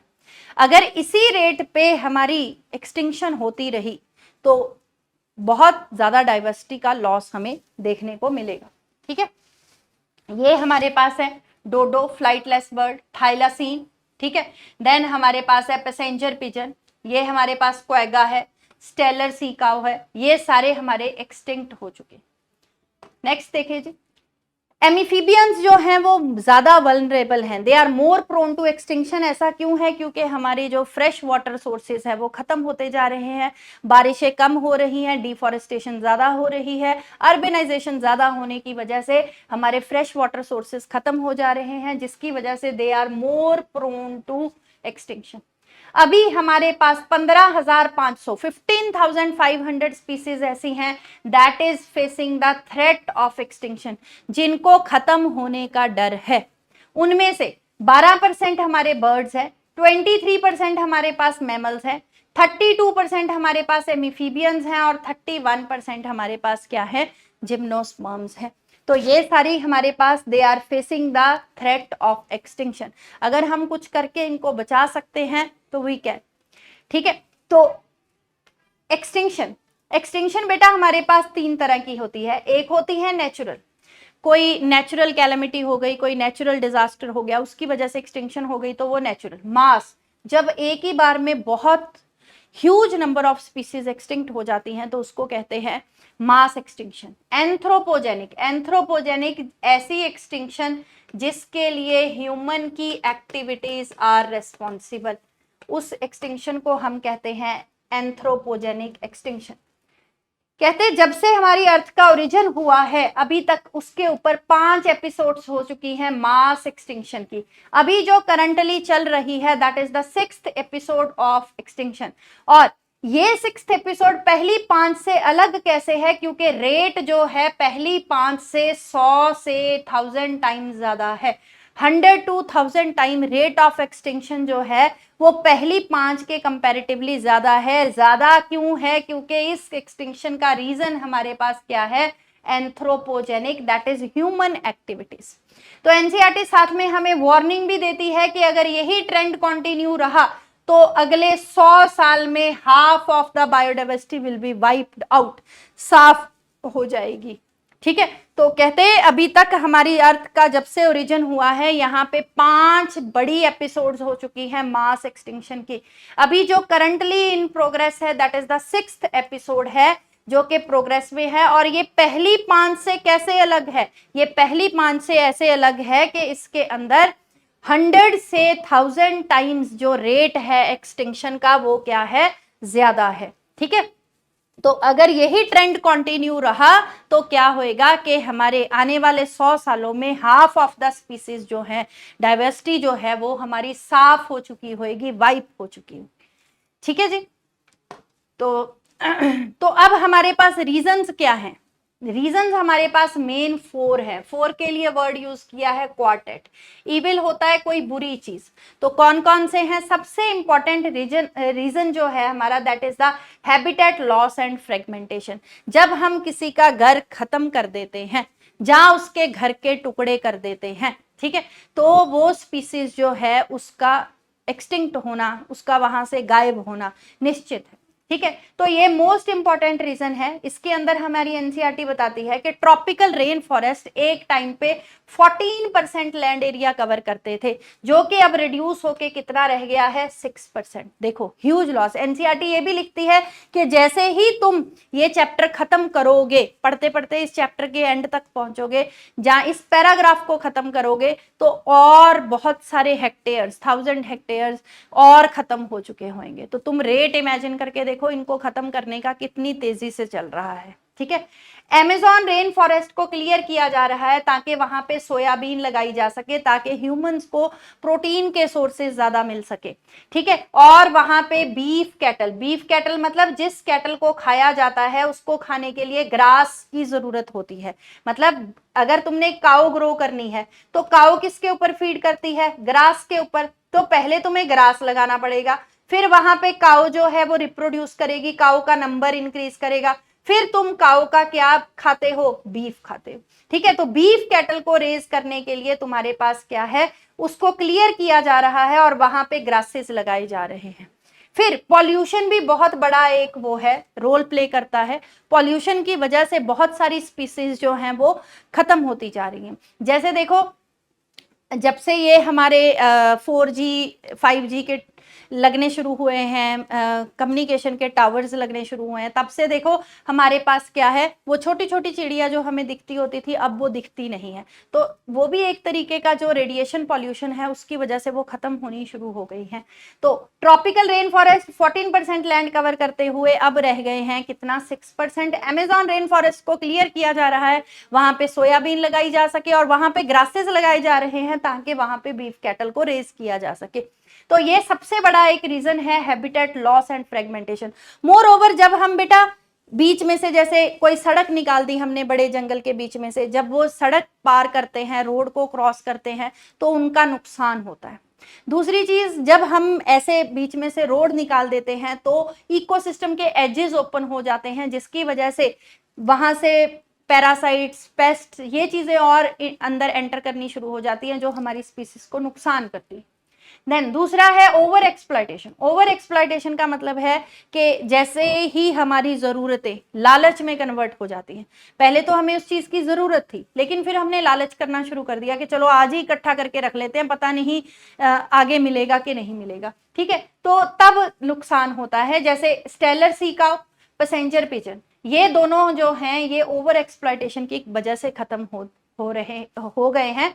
और अभी जो खत्म हो रही हैं that are the marine fishes, उनकी भी ओवर हार्वेस्टिंग की जा रही है। अगर इनको चेक ना किया गया फिर आने वाले टाइम में जो है हमें और भी बायोडाइवर्सिटी लॉस देखने को मिलेगा। देन एलियन स्पीसीज इन्वेजन, जब हम कोई बाहर से स्पीसीज जो हमारे यहाँ की नहीं है, बाहर से किसी स्पीसीज को बीच में इंट्रोड्यूस कर देते हैं तो वो हमारी नेटिव स्पीसीज का आके नुकसान करती हैं। जैसे इसमें पहली एग्जांपल है पार्थेनियम, कैरेट ग्रास।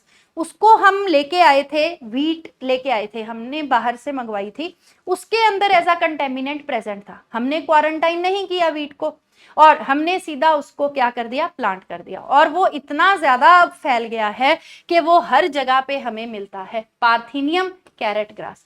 सिमिलरली एक हमारे पास है Lantana camara. Then water hyacinth. Water hyacinth को लेके आए थे, वाटर हाइसिंथ को लेके आए थे कि ये हमारी वाटर बॉडीज में ग्रो करेगा। इसके बहुत ही सुंदर मोव कलर के फ्लावर्स हैं, जब वो लगेंगे तो हमारी वाटर बॉडीज बहुत सुंदर लगेंगी। लेकिन ये इतना फैल गया कि इन्होंने हमारी वाटर बॉडीज को क्लॉग कर दिया। ठीक है, तो वाटर हाइसिंथ को हम टेरर ऑफ बंगाल का नाम भी देते हैं। नाइल पर्च को लेक विक्टोरिया के अंदर इंट्रोड्यूस किया गया था। नाइल पर्च एक बहुत बड़ी प्रीडेटरी फिश है, इसको लेक विक्टोरिया के अंदर इंट्रोड्यूस किया था और इसने उसके अंदर जाने के बाद 200 किकलेड फिश को खत्म कर दिया। 200 स्पीसीज जो थी किकलेड फिश की, उसको खत्म कर दिया। क्लैरियस गैरीपाइनस, इसको इंट्रोड्यूस किया गया था फॉर एक्वाकल्चर और इसने इंडिया की अपनी जो नेटिव फिशेस हैं, ठीक है, उनको इन्होंने क्या कर दिया, खत्म कर दिया। तो जब हम बाहर से स्पीसीज इंट्रोड्यूस कर देते हैं तो वो हमारी अपनी स्पीसीज को नुकसान पहुंचाती है, जिसकी वजह से स्पीसीज डाइवर्सिटी का लॉस होता है। फोर्थ रीजन है को एक्सटिंक्शन। को एक्सटिंक्शन का मतलब है जब कोई दो म्यूचुअली डिपेंडेंट स्पीसीज हैं, जैसे एक कोई प्लांट है वो अपने पॉलिनेटर के ऊपर डिपेंडेंट है, ठीक है, पॉलिनेटर अगर आएगा, पॉलिनेशन होएगी तो ही उसकी स्पीसीज आगे ग्रो करेगी। सपोज करो किसी वजह से ये पॉलिनेटर एक्सटिंक्ट हो गया, ये पॉलिनेशन करने नहीं आ रहा, इसकी पॉलिनेशन कैसे करनी है ये तो इसी को पता था। इसकी पॉलिनेशन नहीं होएगी तो धीरे धीरे धीरे धीरे ये भी क्या हो जाएगा, एक्सटिंक्ट हो जाए। तो दोनों साथ में एक्सटिंक्ट हो गए, दैट इज कॉल्ड एज को एक्सटिंक्शन। सिमिलरली हमारी एनसीईआरटी लिखती है कि अगर होस्ट फिश है उसके ऊपर ढेर सारे पैरासाइट्स रहते हैं, पैरासाइट हमेशा होस्ट स्पेसिफिक होता है। अगर होस्ट वाली फिश खत्म हो गई तो पैरासाइट का नंबर भी, पैरासाइट भी धीरे धीरे क्या करेगा, खत्म हो जाएगा। तो ये 4 मेन रीजंस हैं जी, habitat loss and fragmentation, over exploitation, then alien species invasion, then हमारे पास को एक्सटिंक्शन। इनको हम कहते हैं evil quartet that is responsible for the biodiversity loss. ठीक है, और इसके बाद हम क्वेश्चन करते हैं loss of biodiversity in a region. अब अगर किसी रीजन के अंदर बायोडाइवर्सिटी लॉस हो गया है, पहले हमने पढ़ा अगर बायोडाइवर्सिटी ज्यादा है, प्रोडक्टिविटी ज्यादा होएगी, स्टेबिलिटी ज्यादा होएगी, इकोसिस्टम हेल्थ अच्छी होएगी, एलियन स्पीसीज इन्वेजन इतना नुकसान नहीं कर पाएगी, रिजिलियंट होएगा वो ओकेजनल डिस्टर्बेंसेस के लिए। अब क्या होएगा, अगर बायोडाइवर्सिटी कम हो गई है तो प्लांट प्रोडक्शन कम हो जाएगी, बिल्कुल कम हो जाएगी। रेजिस्टेंस टू एनवायरमेंटल डिस्टर्बेंसेस कम हो जाएगी जी, बिल्कुल हो जाएगी। Increased variability in plant productivity, yes, जो पहले इन प्रोडक्टिविटी ज्यादा थी अब वो कम हो जाएगी, तो वेरिएबिलिटी, उसके अंदर प्रोडक्टिविटी के बीच में डिफरेंस काफी ज्यादा हो गया है। तो आंसर आएगा हमारे पास ऑल ऑफ दीज। नेक्स्ट, अब हम बायोडाइवर्सिटी को कंजर्व कैसे कर सकते हैं, देखो ध्यान से कैसे कर सकते हैं हम बायोडाइवर्सिटी को कंजर्व। हमारे पास 2 अप्रोचेस हैं। एक अप्रोचेस है इन सीटू। इन सीटू का मतलब क्या है कि यहाँ पे हमारे पास एक बड़ा सारा एरिया है, कोई फॉरेस्ट है, उसके अंदर हमारे पास एक टाइगर रहता है, ठीक है। इस टाइगर को आने वाले फ्यूचर में इसको खतरा है कि ये एक्सटिंक्ट हो सकता है।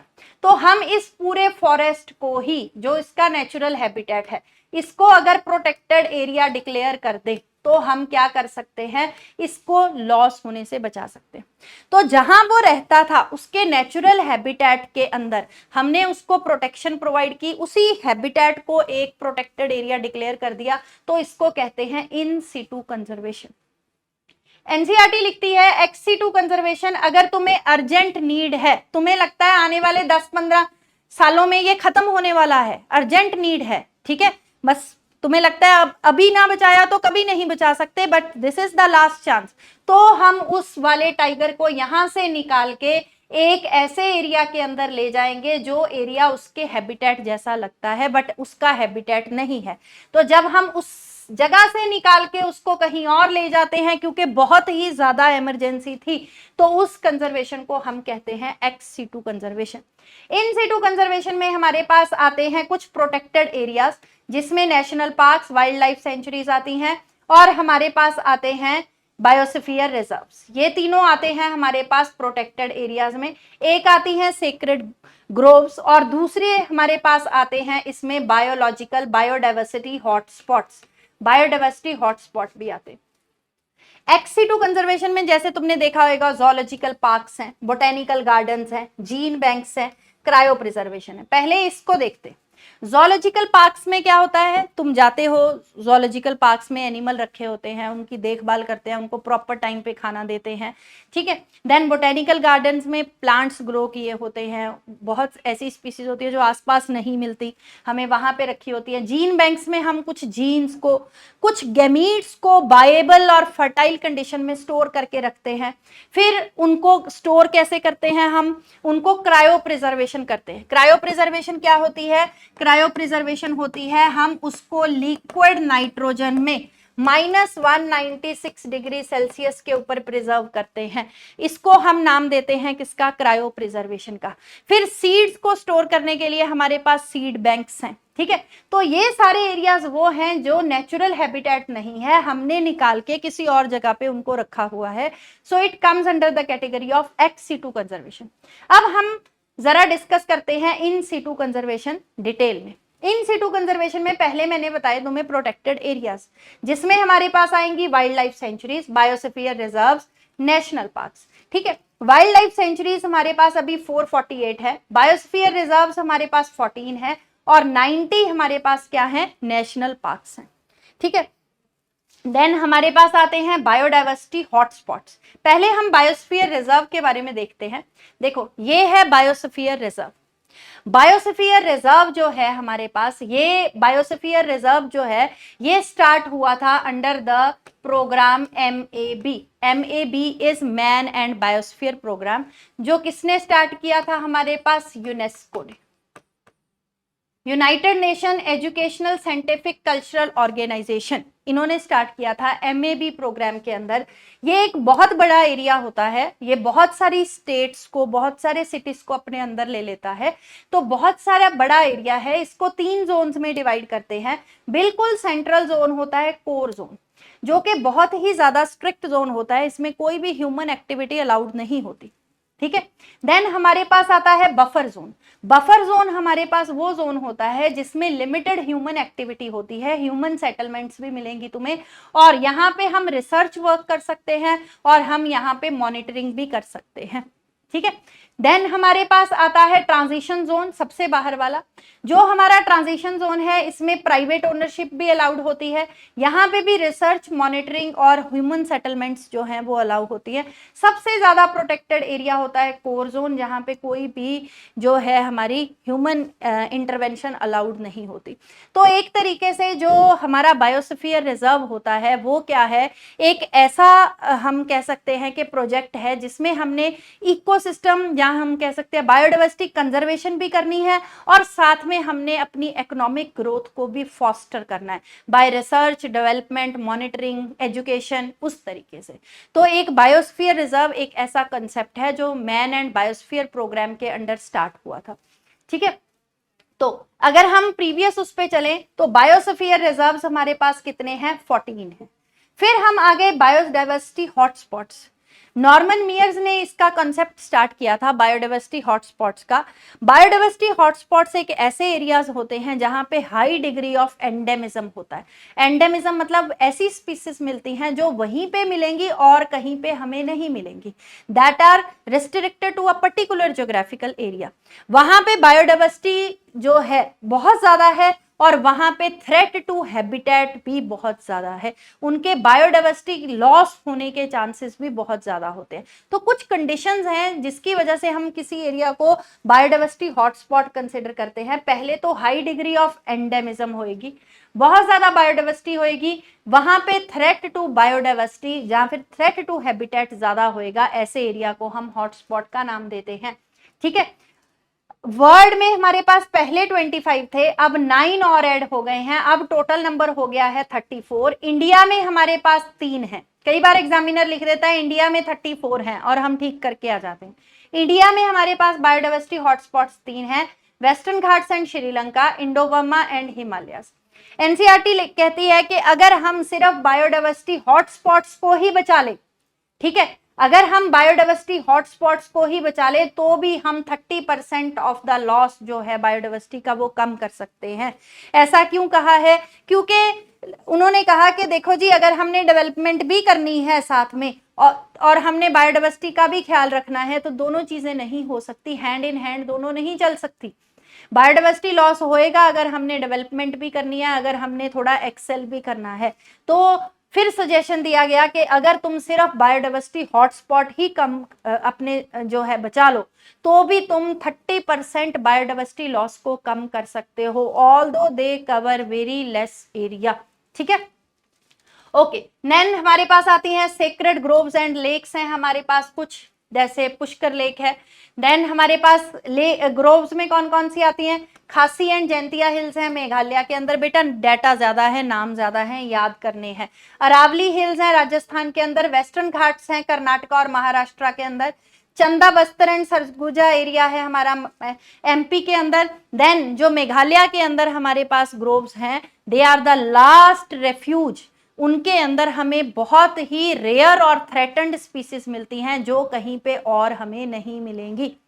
ठीक है जी, तो ये है how we can conserve our biodiversity. In situ conservation में हमने 3 पढ़े, protected areas, biodiversity hotspots and groves. Protected areas में हमने 3 पढ़े, wildlife sanctuaries, national parks and biosphere reserves.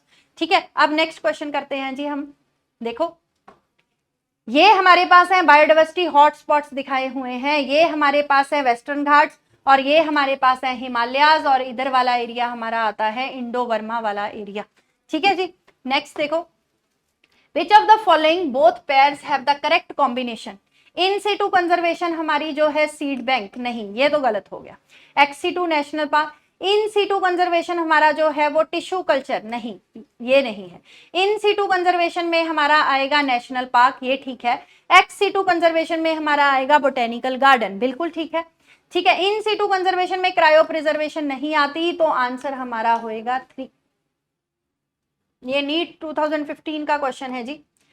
The regions with high level of species richness, species diversity बहुत ज्यादा है, high degree of endemism, वहां पे स्पीसीज ऐसी मिलेंगी जो वहीं पे मिलेंगी और किसी एरिया में नहीं मिलेंगी, and loss of 70% of the species and habitat, habitat को थ्रेट ज्यादा है, स्पीसीज को थ्रेट ज्यादा है, ऐसे एरिया को क्या कहते हैं, बायोडाइवर्सिटी हॉटस्पॉट्स का नाम देते हैं।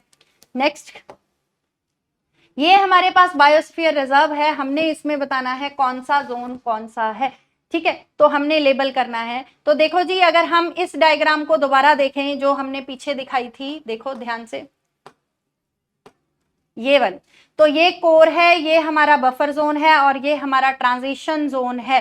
ठीक है, कोर में कोई ह्यूमन एक्टिविटी नहीं होती, ध्यान से देखो। तो ये हो गया हमारा कोर जोन, ये हो गया हमारा बफर जोन और ये हो गया हमारा ट्रांजिशन जोन, जिसको हम मैनिपुलेटिव जोन का नाम भी देते हैं। ठीक है, तो हमारे पास सी कोर जोन है, बी हमारा जो है वो बफर जोन है और ए हमारा ट्रांजिशन जोन, तो answer will be 2। Sacred groves are important for biodiversity conservation. Yes. Patches of forest with religious sensitivity. Yes. बेटा यहाँ पे लोगों ने क्यों प्रिजर्व किए हुए हैं सेक्रेड ग्रोव्स, क्योंकि लोगों का उनके साथ कोई ना कोई रिलीजियस सेंटिमेंट्स जुड़े हुए हैं, इसीलिए उन एरिया को उन्होंने बिल्कुल अनटच्ड रखा हुआ।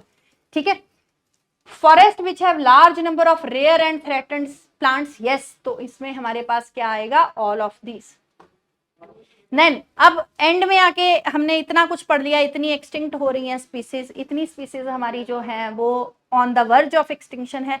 तो इसमें हम क्या कर रहे हैं, देखो बायोडाइवर्सिटी की कोई बाउंड्री नहीं होती, हम ये नहीं कह सकते कि ये वाला बर्ड हमारा है, ये वाला बर्ड जो है ऑस्ट्रेलिया को बिलोंग नहीं करता। तो बायोडाइवर्सिटी को कंजर्व करना एक किसी नेशन की रिस्पॉन्सिबिलिटी नहीं है, it is of international concern. तो ये सबकी हमारी एक कलेक्टिव रिस्पॉन्सिबिलिटी है कि हम अपनी बायोडाइवर्सिटी को कंजर्व करें। तो बायोडाइवर्सिटी कंजर्व करने के लिए कुछ एफर्ट्स किए गए, जैसे पहले हिस्टोरिक कन्वेंशन की गई बायोलॉजिकल डाइवर्सिटी के ऊपर, जिसका नाम था अर्थ समिट। कहाँ हुई, रियो डी जेनेरो के अंदर 1992 के अंदर। तब इन्होंने कहा कि हम क्या करेंगे, बायोडाइवर्सिटी को कंजर्व करेंगे। सबने जिन्होंने पार्टिसिपेट किया इनके अंदर, उन्होंने कहा हम बायोडाइवर्सिटी को कंजर्व करेंगे और उनका सस्टेनेबल, बहुत उनको सियाने तरीके से, वाइज तरीके से हम उसको यूज करेंगे। फिर इसका फॉलो अप लिया गया जिसका नाम था वर्ल्ड समिट सस्टेनेबल डेवलपमेंट के अंदर, और ये हुई 2002 के अंदर जोहान्सबर्ग साउथ अफ्रीका के अंदर। यहाँ पे 190 कंट्रीज ने प्लेज लिया और वहां पे कमिटमेंट क्या करी कि हम 2010 तक, हुई कब थी ये, 2002 में, कि हम 2010 तक बायोडाइवर्सिटी लॉस को कम करेंगे कौन से लेवल पे, रीजनल लेवल पे, लोकल लेवल पे और नेशनल लेवल पे, ठीक है। मतलब इसमें हम अपने लोकल लोगों को भी इन्वॉल्व करेंगे, रीजन के लोगों को भी इन्वॉल्व करेंगे और नेशन वाइड भी वो करेंगे, और हम 2010 तक जो बायोडाइवर्सिटी लॉस है उसको कम करने की कोशिश करेंगे, ठीक है। इसके ऊपर हम एक क्वेश्चन देखते हैं जी, ध्यान से। In the World Summit on Sustainable Development held in 2002 in South Africa, many countries pledged their commitment to achieve a significant reduction in the current rate of biodiversity loss at global, regional and local levels. Global पूरे globe के accordingly, regional मतलब एक national level के ऊपर और local level के ऊपर हम करेंगे। कब तक कर लेंगे? 2010 तक, 2010 तक। ये वो सारी हमारी वो है लाइन जो तुमने ध्यान से पढ़नी है। World Summit on Sustainable Development held in 2002 in South Africa. Many countries pledged their commitment to achieve, कितनी countries थी? 190, to achieve a significant reduction in the current rate of biodiversity loss at global, regional and local levels, ठीक है। तो इसके साथ हमारा ये biodiversity वाला चैप्टर पूरा कंप्लीट हो गया। हमने इसके क्वेश्चंस थोड़े कम किए हैं, लेकिन हमने इसका जो है कंसेप्ट सारा एक बार रिवाइज किया है। और बेटा इस वीडियो में मैंने पूरा फोकस रखा है एनसीईआरटी के ऊपर, एनसीईआरटी की लाइंस के ऊपर। कोई भी मैंने बाहर से ज़्यादा इसमें ऐड नहीं किया है, ठीक है। तो तुम पहले एनसीईआरटी को अच्छे से फोकस करके एनसीईआरटी की लाइंस को कवर करो, ठीक है। आई होप कि तुम अच्छे से प्रिपेयर करोगे and give your best shot so that you can excel through this exam, ठीक है। And best of luck and thank you so much.